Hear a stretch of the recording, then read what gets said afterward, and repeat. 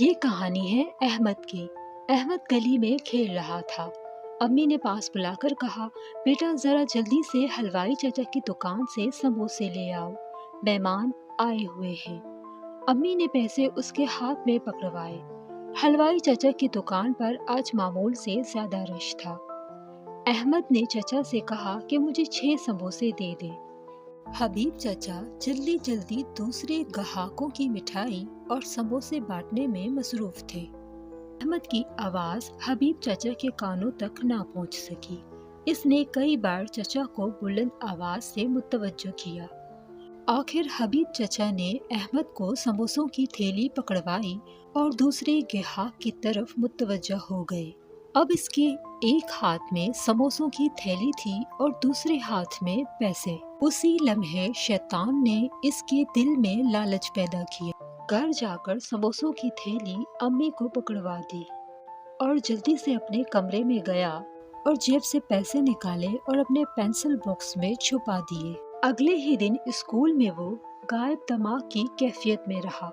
اسے ڈر تھا کہ کہیں اس کی چوری نہ پکڑی جائے۔ وہ بہت بے چین ہو رہا تھا کیونکہ اس نے جھوٹ بولا تھا۔ اسی وجہ سے وہ کینٹین میں بھی کچھ خرید نہ سکا۔ اسکول سے چھٹی ہوتے ہی وہ حبیب چچا کی دکان کی طرف چل پڑا۔ دوپہر کا وقت تھا، دکان پر سناٹا تھا اور چچا مٹھائی بنانے میں مصروف تھے۔ السلام علیکم چچا، اس نے ادب سے سلام کیا۔ وعلیکم السلام بیٹا، چچا نے مسکرا کر جواب دیا۔ احمد نے کہا، چچا یہ لے آپ کے پیسے، میں کل دینا بھول گیا تھا۔ اس نے شرمندہ ہوتے ہوئے جیب سے پیسے نکالے اور ان کی طرف بڑھا دیے۔ حبیب چچا نے کہا، بیٹا مجھے یاد ہے تم نے پیسے نہیں دیے، میں نے پلٹ کر دیکھا تو تم جا چکے تھے۔ تم ایک اچھے بچے ہو، مجھے یقین تھا کہ تم پیسے دینے ضرور آؤ گے۔ یہ لو تمہاری ایمانداری کا انعام۔ انہوں نے ایک تھیلی میں لڈو ڈالے اور احمد کو تھما دیے۔